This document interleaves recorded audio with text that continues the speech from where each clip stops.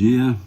Hoje, 12 de outubro de 2025, seguindo para o nosso estudo da primeira carta de Paulo aos Coríntios. Hoje vamos dar sequência ao capítulo 3, vamos conversar do versículo 10 ao versículo 23, dessa primeira carta de Paulo aos Coríntios.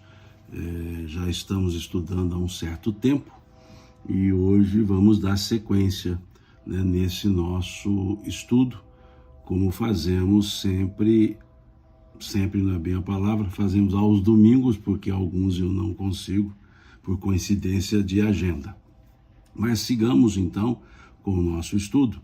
Hoje, começando aqui a leitura desse conjunto de versículos do 10 ao 16, que a exegese chama de responsabilidade dos que ensinam.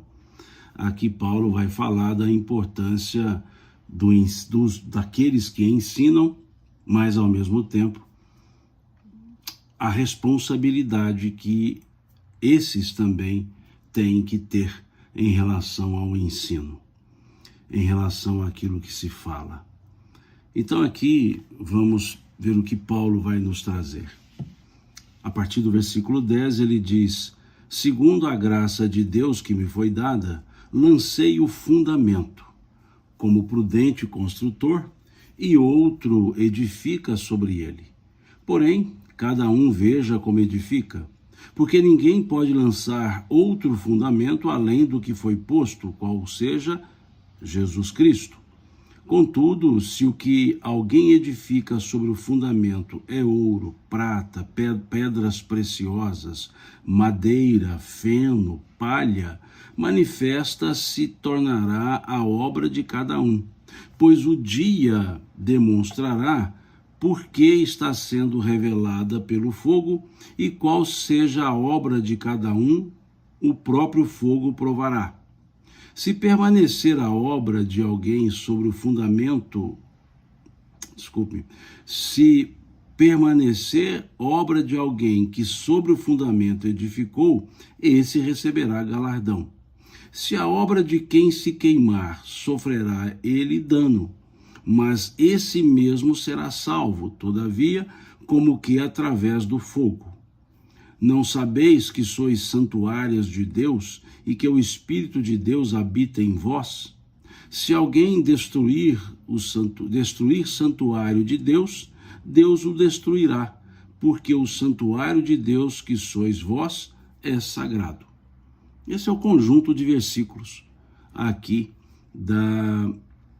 do capítulo 3 e versículos 10 a 16 da primeira carta de Paulo aos Coríntios. Então, o que nós temos aqui, Paulo nos trazendo? O versículo 10, ele diz: segundo a graça de Deus que me foi dada, lancei o fundamento como prudente construtor, e outros edifica sobre ele. É interessante nós observarmos esse versículo, essa outra grifa, o verbo aqui, edificar. É interessante observarmos. Aqui Paulo diz que ele lançou o fundamento. O que é um fundamento? É o alicerce. Fundamento de uma construção, o alicerce. Ali as vigas baldrame, os estaqueamentos ou as sapatas, ou seja, é o alicerce. É aquilo que vai dar sustentação para que possa se edificar algo. Ok. E qual é o fundamento que Paulo lançou para que outro edificasse, ou outros edificassem? O fundamento, ele vai dizer que era o Cristo, Jesus Cristo. Esse é o fundamento, porque ele diz no versículo seguinte: porque ninguém pode lançar outro fundamento além do que foi posto, o qual é Jesus Cristo. Toda a fala de Paulo, ela se calça na ideia de Jesus Cristo, na ideia do Cristo ressurreto, na ideia de Jesus não historiográfico, mas o Cristo, o que trouxe ensinamentos. E aqui nos remete, essa fala paulina, ela nos permite voltar ao capítulo 16 do Evangelho de Mateus, quando ali nós temos a palavra, a ideia, a frase de Pedro, de Jesus para Pedro, quando diz: bem-aventurado és tu, filho de Jonas, que não foi a carne e o sangue que tu revelou tais coisas. Quais coisas? Tu és o Cristo, o Filho de Deus vivo. E ele diz: digo que doravante serás chamado Cefas, Kefas, pedra e rocha, melhor dizendo, e sobre essa rocha edificarei minha igreja. Aqui, Pedro já havia trazido essa ideia na sua carta também, que a rocha era o próprio Cristo. A rocha era a revelação de Pedro, era o que ele havia dito. O que Pedro havia dito: tu és o Cristo, o Filho de Deus vivo. Então, essa revelação de Pedro, o Cristo, o Filho de Deus vivo, era a rocha sobre a qual se edificaria a eclesia. Isso fica muito claro na profecia de Isaías, que é citada por Pedro na sua primeira epístola, no capítulo 2, quando ele diz que a pedra de tropeço e a pedra da edificação. E Jesus Jesus é a rocha sobre a qual deve-se edificar a eclesia. Edificar o grupo, as pessoas que seguem a sua mensagem. Isso é o sentido de eclesia. Isso é o sentido de igreja. Igreja não é uma instituição, ou não deveria ser uma instituição. Igreja não é uma construção de imóvel. Igreja é o conjunto das pessoas que comungam do ideal. E aqui, então, no grego, eclésia ou eclesia, prefiro usar o termo eclesia, significa justamente isso, a união de pessoas com o mesmo propósito. Então, as eclesias edificadas deveriam ser sobre o Cristo, o Filho de Deus vivo. É isso que está na revelação de Pedro. Tu és o Cristo, o Filho de Deus vivo. E aqui Paulo vem trazer de volta isso. Paulo vem trazer aqui dizendo que ninguém pode lançar outro fundamento, outra rocha, outra base, outro alicerce. Ninguém poderá lançar outro fundamento, além do que foi posto, o qual é Jesus Cristo. Então aqui Paulo reforça claramente isso, que o fundamento para toda a eclesia é o Cristo, e não pessoas. Aqui ele não diz o outro fundamento que é Pedro. O fundamento é o Cristo. Por isso o termo utilizado por Lucas, lá no capítulo 10 do livro Atos dos Apóstolos, foi, para se referir aos membros da eclesia, foi cristãos. Lá diz Lucas, no Atos dos Apóstolos, foi em Antioquia que pela primeira vez foram chamados cristãos, seguidores do Cristo. Essa é a base da eclesia.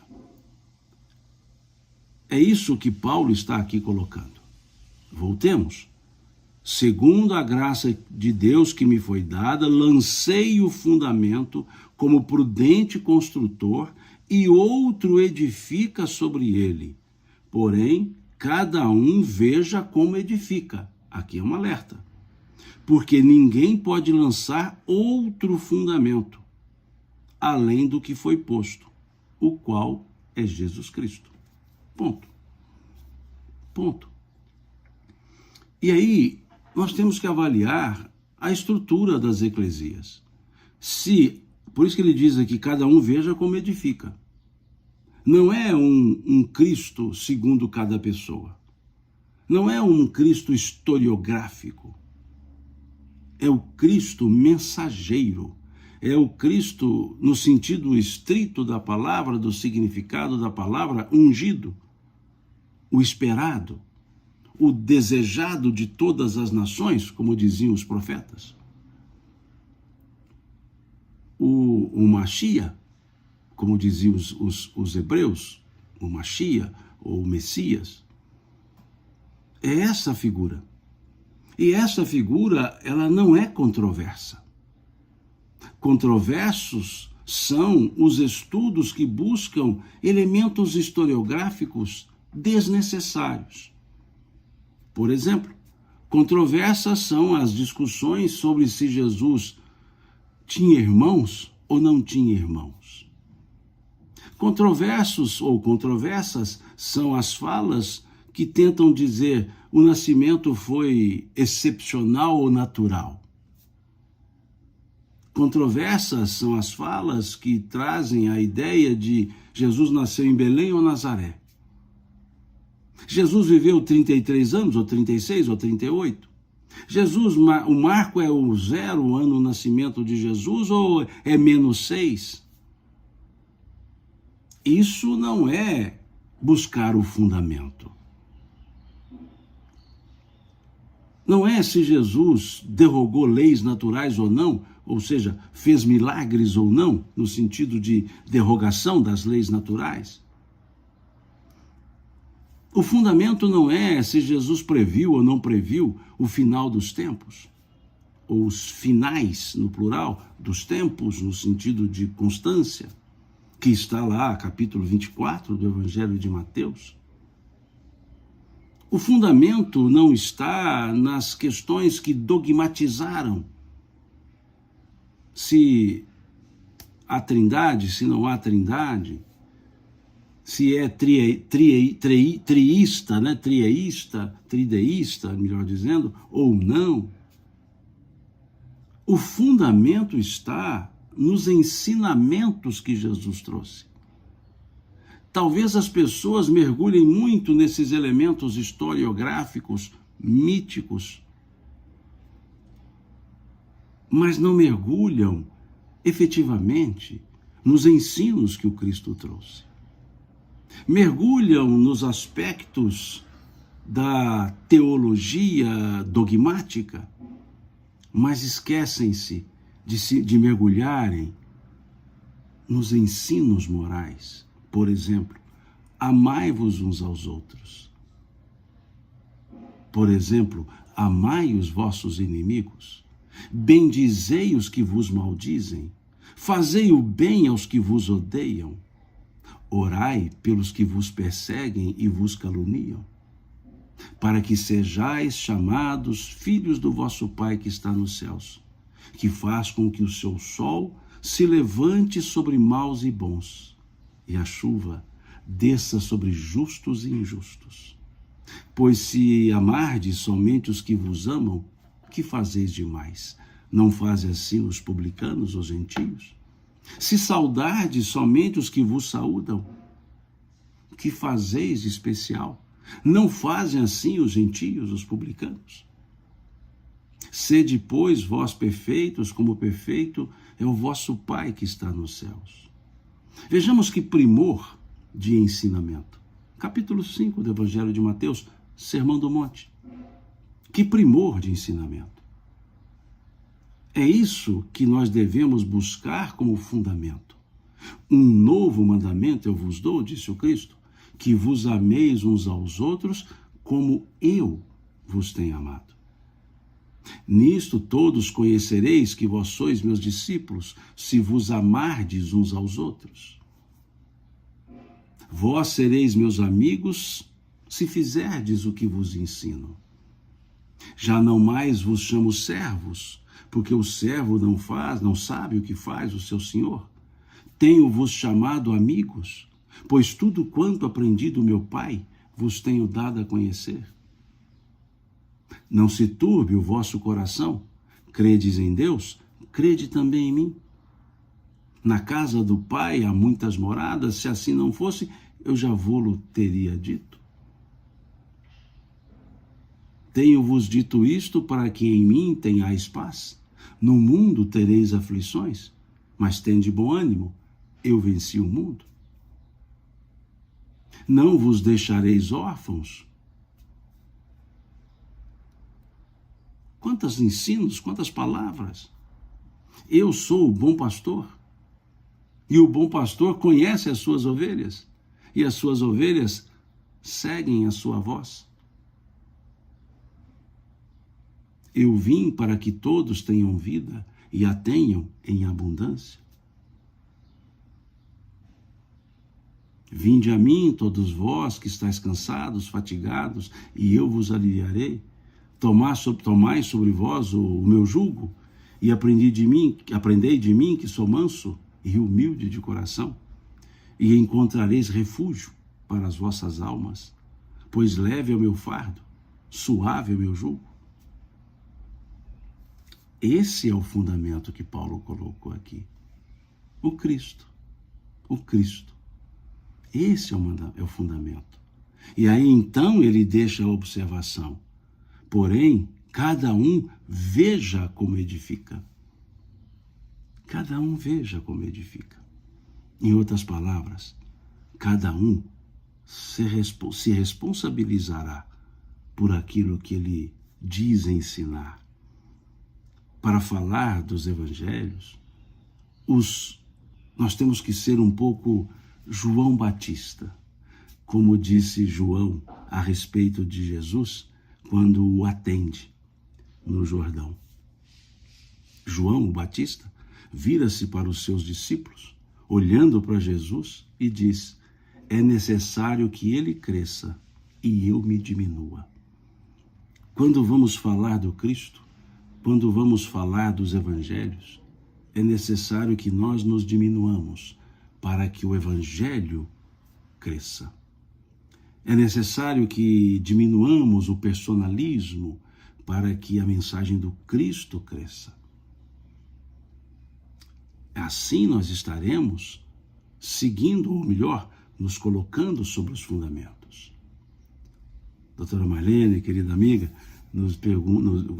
faz uma pergunta. Simão, você acha que a nossa dificuldade em assimilar os ensinos de Jesus está, em parte, na reconhecida carência de compreensão da linguagem evangélica? Em parte, sim. Talvez, doutora Marlene, talvez. Em parte, pelo nosso, talvez, ocidentalismo, me permita assim, esse neologismo, esse ocidentalismo, que é racional à frieza. Quando Kardec nos propôs a fé raciocinada, ele nos propôs a razão. Ele não propôs fé racionalizada, ele propôs fé raciocinada. É aquela que absorve aquilo que se compreende e busca compreender para absorver aquilo que ainda não se compreende. Mas ela não é refratária, ela não refuta o não conhecido, ela busca entender o não conhecido. É isso que se traz. E a linguagem dos evangelhos, embora escrita em grego, ela traz no seu bojo a cultura um pouco chamada cultura médio-oriental, aquela cultura do Oriente Médio, aquela cultura de arquétipos, como dizia o psicólogo, Jung, os elementos arquetípicos que formam uma estrutura de pensamento. E quando nós vamos ler os textos do Evangelho, nós lemos com o olhar da ocidentalidade, com o olhar de uma racionalização e com um olhar menos arquetípico e mais textual. E aí sim, nós perdemos alguns elementos que fazem parte da literatura, por assim chamá-la, literatura oriental, médio-oriental, em especial a literatura judaica. Os textos do Evangelho, das cartas paulinas até, trazem muitos elementos que poderíamos chamar de figuras de linguagem. Uma figura muito comum na estrutura da literatura, digamos assim, médio-oriental, é a chamada hipérbole oriental, que são exageros, mas não no sentido da nossa hipérbole aqui da gramática portuguesa, que é o exagero absoluto, né? O exagero do impossível, por exemplo, né? Abraço o mundo, né? Isso é uma hipérbole, não tem como a gente abraçar o mundo. Mas a hipérbole oriental, ela também é quantitativa, ela é de qualidade extrema. Então são outros elementos que precisamos, de certa forma, estudar. Por isso que é importante um estudo epistemológico. O que quer dizer isso? Um estudo tentando entender a base do conhecimento da estrutura literária judaica, da estrutura literária daqueles que escreveram. Por quê? Embora o Novo Testamento, todo ele, tenha sido escrito em grego, o grego koiné, os escribas eram judeus, então o raciocínio era judeu. E o outro aspecto, Jesus era judeu. Jesus nunca saiu da Palestina, exceto quando foi a Tiro e Sidom, a Fenícia, que fica deslocada, ou ao território sírio, mas ele nunca saiu do Médio Oriente. Jesus não foi para as andanças que Paulo teve. Então, toda a fala de Jesus, ela está nesse contexto da literatura médio-oriental, da literatura judaica. Os conceitos que ele trazia eram conceitos judaicos. Ele revisitava a lei judaica. Ele citava os profetas judaicos. Ele se referia à tradição judaica. Então é preciso entender que o olhar precisa ser mais amplo. Daí, doutora Marlene, a importância de se conhecer o Velho Testamento. Não no sentido de aplicá-lo em termos de regras de conduta, porque o Cristo nos trouxe as regras a serem conservadas e as que precisavam ser modificadas. Mas para entender a mentalidade, para entender o arquétipo. E muitas expressões usadas por Jesus, por exemplo, nos evangelhos, são reprise, são expressões recitadas do Velho Testamento. Por exemplo, quando ele está crucificado, ele cita o Salmo 22. Eli, Eli, lama sabachthani. Meu Deus, por que me desamparaste? E segue, que é um salmo chamado Salmo do Justo Sofredor. Eu vou até o Salmo 22 para a gente perceber isso, né? Chegamos aqui no Salmo 22, chamado o Salmo do Justo Sofredor, diz assim: meu Deus, Deus meu, por que me desamparaste? Por que se acham longe de minha salvação as palavras do meu bramido? Contudo, veja, Deus meu, clamo de dia e não me respondes, também de noite, porém não tenho sossego. Contudo, tu és santo, entronizado entre os louvores de Israel. Nossos pais confiaram em ti, confiaram e os livraste. A ti clamaram e se livraram, confiaram em ti e não foram confundidos. Olha, e aí segue o salmo dizendo: meus irmãos, declarei o teu nome, cantar-te-ei louvores no meio da congregação. De ti vem o meu louvor na grande congregação, cumprirei os meus votos na presença dos que os temem. Os sofredores hão de comer e fartar-se, louvarão o Senhor que o buscam, viva para sempre o vosso coração. Lembrar-se-ão do Senhor e a ele se converterão, nos confins da terra, perante ele se prostrarão todas as famílias, nações. E segue o Salmo. Vejamos que se não se conhece o Salmo 22, se não se sabe quando ele era, em quais circunstâncias ele era recitado, e vê Jesus dizendo Eli, Eli, lama, ou lê Jesus dizendo Eli, Eli, lama sabachthani, meu Deus, por que me desamparaste? Vai se ter uma confusão, achando que Jesus estava reclamando do desamparo, quando na verdade ele iniciou o Salmo 22, que é chamado Salmo do Justo Sofredor. Aquele que, apesar do sofrimento, louva a Deus. Aí, entendendo isso, a frase de Jesus na cruz toma outro sentido. Toma outro sentido. Igual quando vemos a frase de Jesus na cruz, tudo está consumado.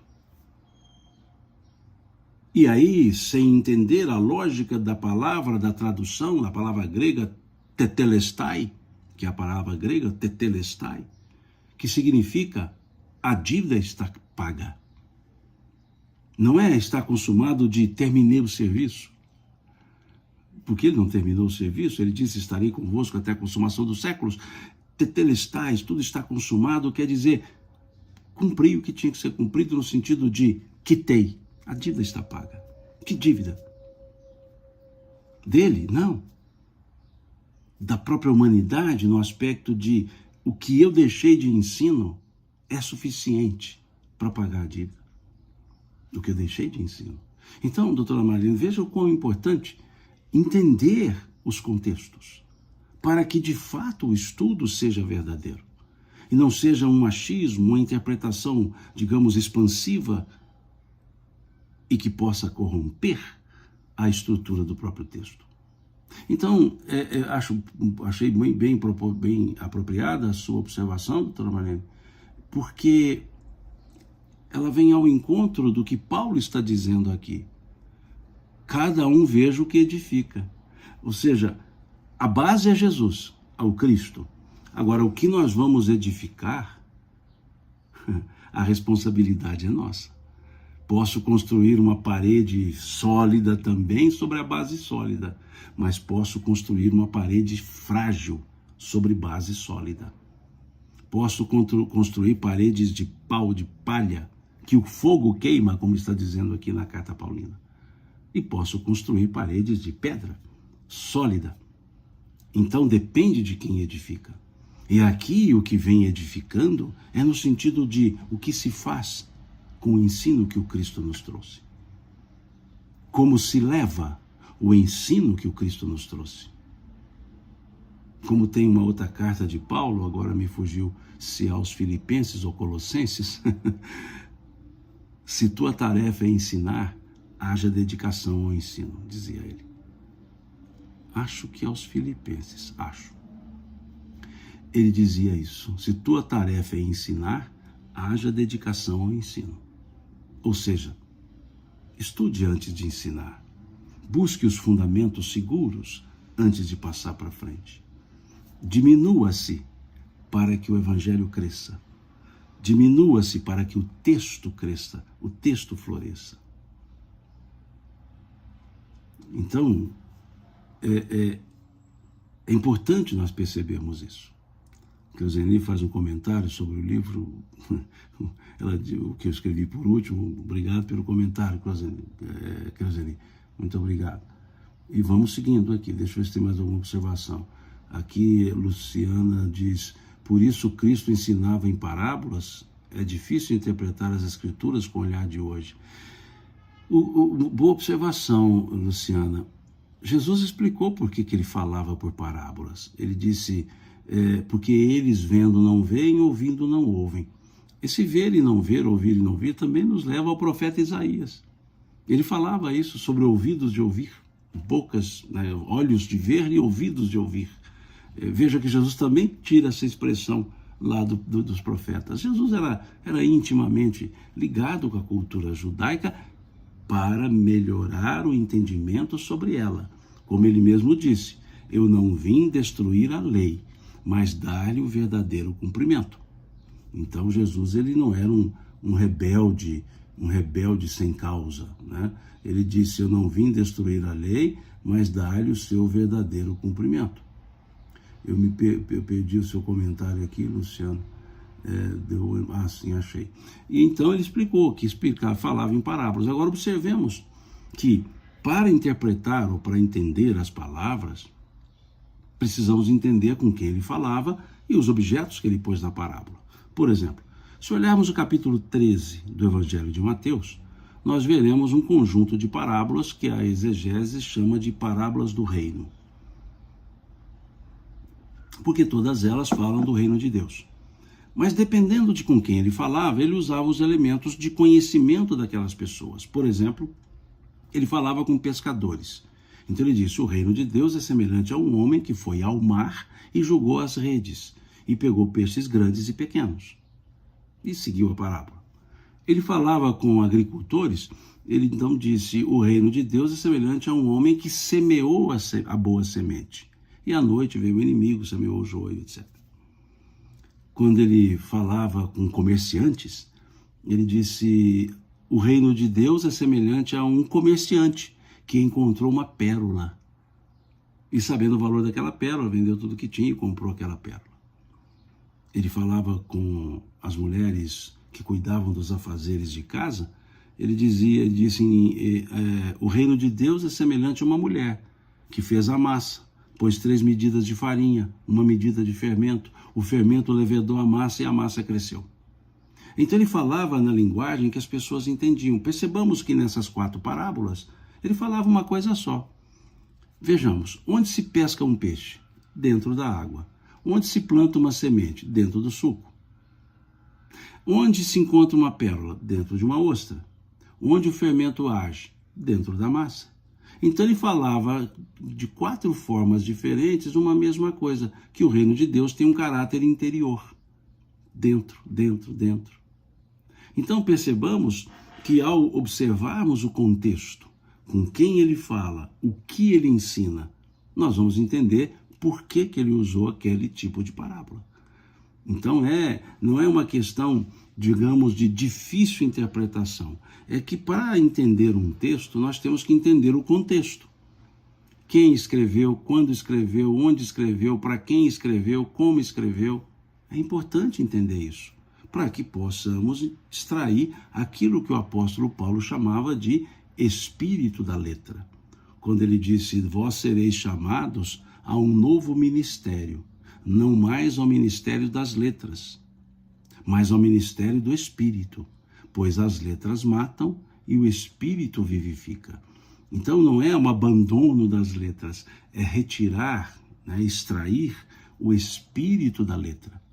E o espírito da letra nós extraímos quando entendemos o quem, como, onde, quando, porquê, qual o contexto do texto. Isso que é importante. Então, muito bem, boa sua observação, Luciana.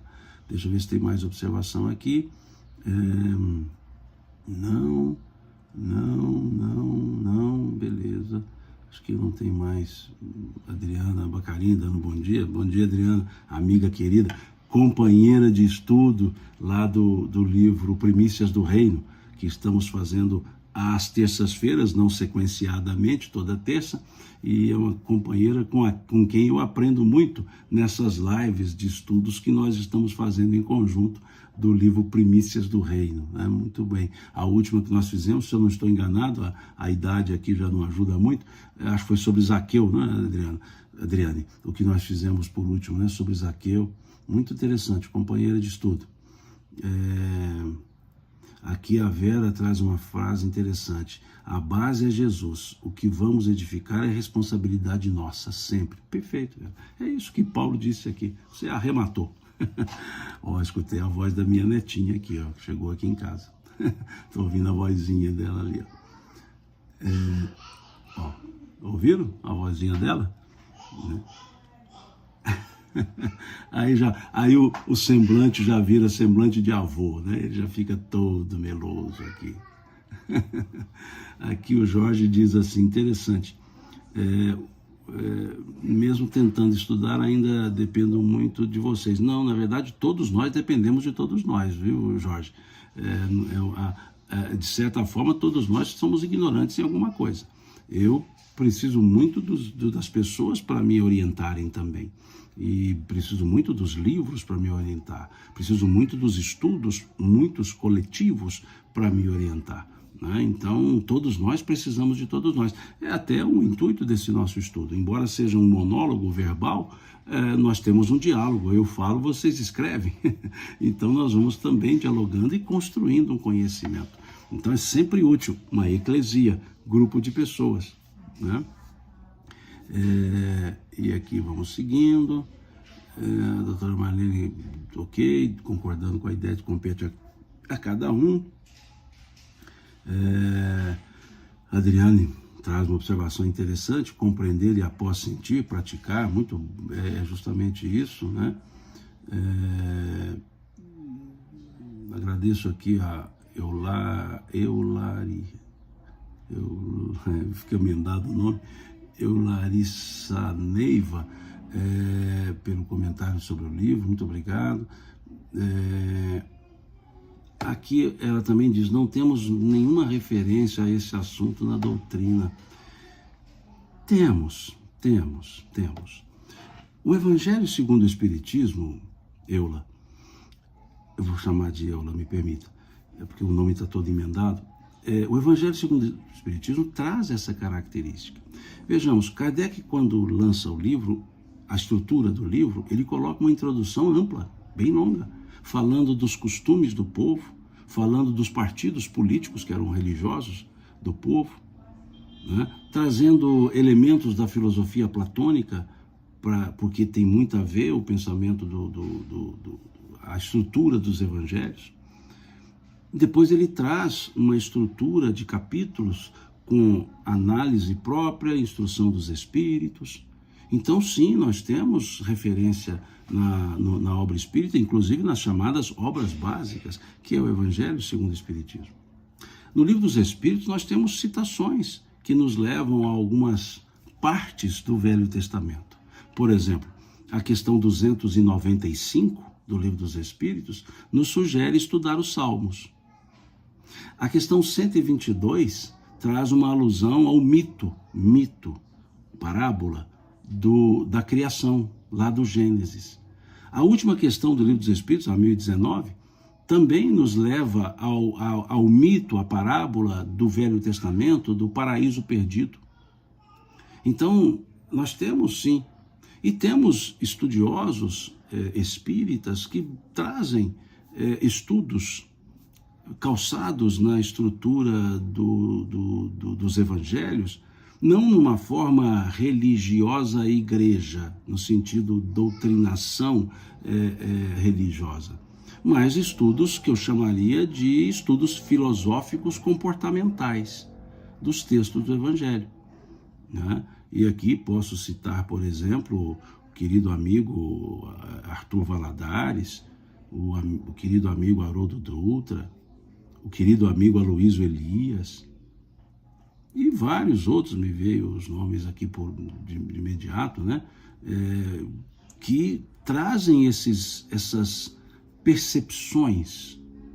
Nós temos estudos sistematizados, estudos aprofundados do Evangelho, com interpretações interessantes, né? Acho válida. O que a gente mostra no meio espírita, no movimento espírita, é o estudo não doutrinador, né? Um estudo não de contemplação, um estudo de mergulho, um estudo de buscas de entendimentos historiográficos, filosóficos, morais, sem pieguismo. Vou usar um termo, não é depreciativo, mas entende? Sem o elemento igrejeiro, por assim dizer, né? Que é mais contemplativo e místico. Não, são estudos racionais, estudos aprofundados. E dizer que no meio espírita, que na doutrina espírita não se tem o estudo da estrutura do pensamento cristão, de certa forma é dizer que não está muito conhecedor da ideia espírita. Por assim dizer, temos a questão 625, que não é uma concessão, como alguns dizem, quando Kardec pergunta aos benfeitores qual é o tipo mais perfeito que Deus ofereceu ao homem para servir de guia e modelo para a humanidade. E a resposta foi direta: Jesus. E na sequência também ali se trabalha. E trazemos diversas citações de Jesus, por exemplo, a questão 919A do Livro dos Espíritos, que é uma resposta dada pelo Espírito Santo Agostinho ao desdobramento da questão 919 sobre o conhece-te a ti mesmo. Ele vai trazer um elemento que é uma lógica de Jesus, quando ele diz lá, se tiverdes em dúvida sobre como qualificarias uma ação do semelhante, basta se questionar como ela ficaria em vós, ela não fica, como se feita por vós, como ela ficaria, e tendes uma referência, diz ele, né? Que com ela não cometeremos erros, em outras palavras, ele diz assim, que é o que Jesus nos disse, fazer aos outros que gostaríeis que fizessem eles a vós. Então veja, lá na questão 919a temos um chamado do pensamento trazido por Jesus. E assim, em várias outras questões, nós vemos ali salpicos. Então mostra que há sim, né, estudos interessantes sobre isso. Do mundo espiritual, embora alguns entendam que não, e não vou entrar no mérito da discussão, temos uma obra vasta trazida pelo Espírito Emmanuel de reflexões sobre versículos trazidos do Novo Testamento e até salpicos do Velho Testamento. E é interessante isso, né? E ali temos uma chamada coleção, né, do Evangelho, né, que é o Fonte Viva, Palavras de Vida Eterna, Vinha de Luz e outros. Então temos estudos interessantes. Temos Dona Amélia Rodrigues, Espírito, que também nos traz estudos interessantes, como esse que estamos fazendo, ou estamos desenvolvendo, Adriane e eu, sobre as primícias do reino, que traz muitas passagens contadas nos evangelhos, desdobradas. E temos lá também de Dona Amélia Rodrigues um outro livro interessante chamado Pelos Caminhos de Jesus, que ela também segue essas análises. Então temos bons materiais referenciais que nos permitem estudar esse assunto, ou seja, os textos Velho e Novo Testamentários, né? Então, muito legal. Sim, a Eula está dizendo aqui, lembra de mim, eu te entrevistei no Congresso Juiz de Fora. Sim, agora me lembro, não estava ligando o nome à pessoa, e a imagem aqui ela é muito pequenininha para ver o semblante. Sim, aliás, excelente entrevistadora, né? Ela consegue fazer as escadas, né, os degraus, né, para a gente ir trabalhando o assunto. Muito obrigado, né, pela sua dedicação lá e paciência para comigo na entrevista. É Larissa Neiva, né? Larissa, agora eu me lembrei o nome. Adriano confirmando, nosso último estudo foi Zaqueu, né? Legal. Aqui pergunta, esse estudo do livro Primícias do Reino é online? Sim, é online. Nós fazemos em algumas terças-feiras, né, Adriane e eu. E normalmente eu posto, né, avisando, olha, nessa terça, hoje nós teremos, assim, normalmente eu posto no meu, né, e ela também posta, então é online, sim. Adriano falando, cadê meu vovô Pedro? A netinha chegou, o vovô Pedro já fica com um ouvidozinho colado naquela vozinha agradável. E aqui a Creuzenir, vovô fica babando com um sorriso, mas é lógico, né?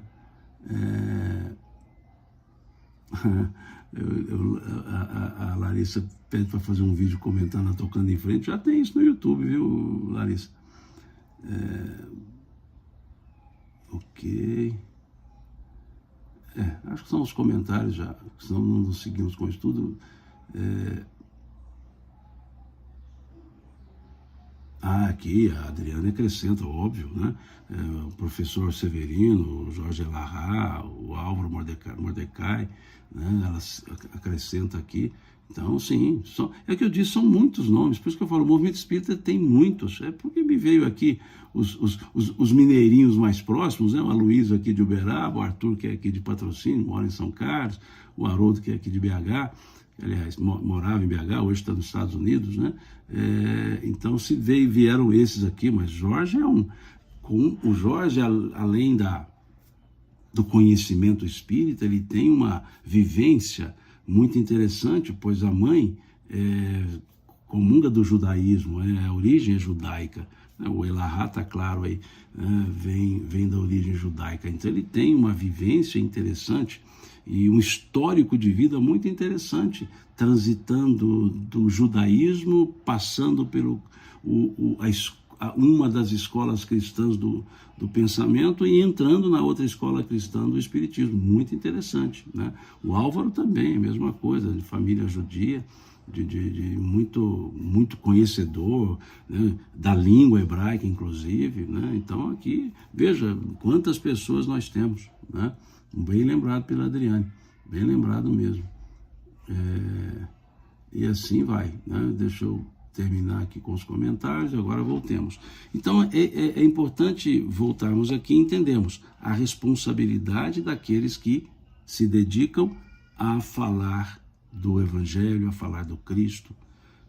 E aí segue Paulo dizendo: contudo, se alguém edifica sobre fundamento que é ouro, prata, pedras preciosas, madeira, feno, palha, ele está dizendo, sobre outro que não é o Jesus, que é o Cristo, não terá bons frutos. É aquilo que Jesus havia dito: não ajunteis tesouros na terra, onde a traça e a ferrugem tudo consomem, onde ladrões minam e roubam, mas ajuntai tesouros nos céus, onde a traça e a ferrugem nada consomem, onde ladrão nem minam nem roubam, ladrões nem minam nem roubam. Então é essa a ideia, né? Paulo faz essa mesma comparação sobre essa edificação. E aqui é interessante porque no texto ele diz assim: contudo, se o que alguém edifica sobre fundamento é ouro, prata, pedras preciosas, madeira, feno, palha, manifesta se tornará a obra de cada um, ou seja, tudo será visto, manifesto, ou seja, será visto, que é sobre questões materiais. E aí ele diz: pois o dia a demonstrará, porque está sendo revelada pelo fogo. Aqui a palavra dia está com D maiúsculo no texto. Não é o dia no sentido 24 horas. É o dia naquele sentido que a gente usa assim, o dia D, a hora H, lembram? O que significa o dia D? É o dia determinado, aquele dia próprio, o dia adequado. O que é hora H? Na hora H, ou seja, na hora certa, na hora determinada, né? E aqui Paulo, quando escreve, o tradutor coloca a palavra, pois o dia a demonstrará, ou seja, o dia com D maiúsculo. Aqui está dizendo, pois no momento certo, na hora aprazada, isso vai ser visto. Vai ser visto. E aí ele segue, porque o fogo demonstrará, fogo aqui no sentido purificador, não no purificador de extrair a pureza, não o purificador de pecados, não é isso, é extrair a pureza. E aí chegará o dia que, ao tentar extrair a pureza desse fundamento que não seja Jesus Cristo, só teremos impureza, não terá a pureza para ser extraída. E aí ele diz, se permanecer a obra de alguém que sobre fundamento edificou, esse receberá galardão, ou seja, se prevalecer é porque o fundamento foi certo, era o Jesus Cristo real, no sentido do que ele de fato ensinou. E aí ele diz depois no versículo 15, se a obra de alguém se queimar, sofrerá ele dano. Ou seja, naquele momento vai se apurar o líquido, o resultado. E vai dizer que, todavia, aquele também será salvo, ou seja, ele tem a oportunidade de se recuperar. E aí no versículo 16 ele diz, não sabeis que sois santuário de Deus e que o Espírito de Deus habita em vós? Se alguém destruir o santuário de Deus, Deus o destruirá, porque o santuário de Deus que sois vós é sagrado. Aqui cabe um ponto para a gente trabalhar. Mais uma vez, a estrutura gramatical. A pessoa utilizada aqui é a segunda pessoa do plural, vós. Então, esse versículo 16, ou mesmo 17, quando diz, não sabeis que sois santuário de Deus e que o Espírito de Deus habita em vós, é uma pergunta,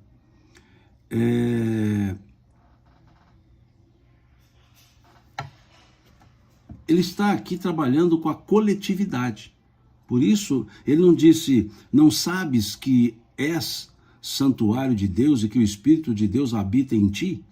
Aí seria a individualidade, o corpo físico, Mas aqui ele está falando no corpo coletivo. Ele está falando da eclesia. Ele está falando aqui da eclesia. Não sabeis que sois santuário, ou seja, essa eclesia é um santuário de Deus. E o Espírito, com E maiúsculo, habita nesse santuário, nessa eclesia, nessa coletividade.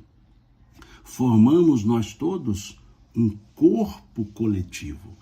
A eclesia forma um corpo coletivo.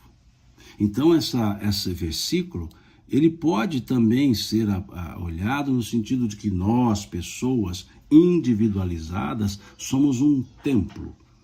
No sentido que a vida que somos, o espírito que somos, é uma centelha divina. Sim, também pode. Mas no contexto trazido aqui por Paulo, que fala a comunidade de Corinto, ele está falando a uma eclesia, ele não está falando a uma pessoa. Ele está aqui dizendo que aquela eclesia de Corinto era um santuário de Deus e que eles não podiam, né, atentar contra esse santuário. Quando ele diz Deus o destruirá, é que essa eclesia se desfará. Ela se desfará porque o Espírito de Deus estaria sendo deixado de lado. Se essa eclesia desse mais valor aos humanos, aos elementos humanos, que é o que vemos à frente, no versículo 18, 19, 20 e 21, que nós vamos deixar para o próximo estudo, quando ele vai falar da sabedoria humana com menor valor do que a sabedoria que vem do alto. Então aqui Paulo quer mostrar isso. Não sabeis que sois santuário de Deus? É como se ele dissesse, não sabeis, ó comunidade de Corinto, que sois santuário de Deus? Podemos trazer uma interpretação, digamos, mais ampla, para falar do respeito ao corpo físico, cuidar da nossa saúde, porque o corpo é que mantém-nos aqui encarnados. Sim, mas o sentido, o contexto no qual Paulo traz essa frase é no contexto da comunidade de Corinto, é no contexto da eclesia. Então ele está dizendo, ó Corinto, né? Ó Coríntios, não sabeis que sois santuário de Deus? Ou seja, toda a eclesia era um santuário. Então é importante que entenda que isso é sagrado. Não sagrado no sentido de sacramento, sagrado no sentido de respeitabilidade. Então ele está dizendo, não sabeis, ó Corinto, quer dizer, ó comunidade de Corinto, que sois, esse ó Corinto eu que estou colocando aqui, não está no texto, eu estou só criando aqui para entender o que a frase está dizendo. A frase, de fato, o versículo é, não sabeis que sois santuário de Deus, mas ele está falando com quem? Com os coríntios. Então ele está dizendo, não sabeis, ó Coríntios, né, ó Coríntios, que vós sois, a coletividade, vós sois santuário de Deus e que o Espírito de Deus habita em vós? Se alguém destruir o santuário de Deus, Deus o destruirá, porque o santuário de Deus, que sois vós, a comunidade, a eclesia, é sagrado. Interessante isso, essa fala de Paulo. Então, aqui na leitura pura e simples, ela se refere a uma coletividade. Numa interpretação mais expansiva, nós podemos, então, trazer para a ideia da individualidade. Que o corpo físico é um santuário. Por quê? Porque nele está o Espírito, que somos nós, as centelhas divinas. E cuidar do corpo pressupõe também cuidar da alma, ou seja, dar à alma a condição de continuar aqui num processo evolutivo. Mas não é cultuar o corpo, é cuidar do corpo, é diferente. Mas aqui no sentido do versículo 16 e do 17, e também do versículo 17, fala-se de um corpo coletivo, da eclesia, que é o que na tradução chama da igreja. Não, repito, não a igreja no sentido instituição, é no sentido original, sentido específico da palavra eclesia, grupo de pessoas que comungam de um mesmo ideal. Ok? Então, esse é o nosso estudo de hoje. Fomos até o versículo 17, tendo como como elemento a responsabilidade daqueles que ensinam. Mais uma corrida de olhos aqui, se tem algum comentário. Ok. Aqui é Jerusa falando do estudo lá do Primícias do Reino, ok? E agradeço pelas palavras gentis. E aqui então nós encerramos o estudo deste domingo, né? A Débora faz um comentário aqui. Simão, dizem que o amor que mais se aproxima do amor divino é o amor materno. Penso que o espírito que mais se aproxima de Deus é o espírito infantil. Feliz Dia das Crianças, a sua netinha e a todos. Muito obrigado, vou dar um abraço nela aí, dizendo que é a sua felicitação, Débora. Muito obrigado, né? A Sula aqui agradecendo pelo estudo, e eu agradeço a vocês pela paciência, pelo acompanhamento, né? Um estudo domingueiro, né? No domingo pela manhã, e sempre com vocês aqui. Eu vejo que muitas pessoas estão em todos os domingos, né? que tem um estudo, estão aqui também. Então, muito obrigado de coração a vocês pela paciência, pelo companheirismo, pela cordialidade. E como bom mineiro do interior que sou, eu sempre agradeço com uma frase que a gente já nasce ouvindo, né, como forma de agradecimento. Deus lhes pague. Deus lhes pague pelo carinho, Deus lhes pague pela atenção, Deus lhes pague pelo companheirismo, e até domingo que vem, mineiramente falando, se Deus quiser. Até domingo que vem. Até. Bom domingo para todos vocês, Adriane, Janete, e aí vai, né? Margarete, Lígia, todos vocês que estão aqui cumprimentando. Um bom domingo, uma excelente semana que se inicia hoje. Que Deus abençoe a cada um de todos nós. Até.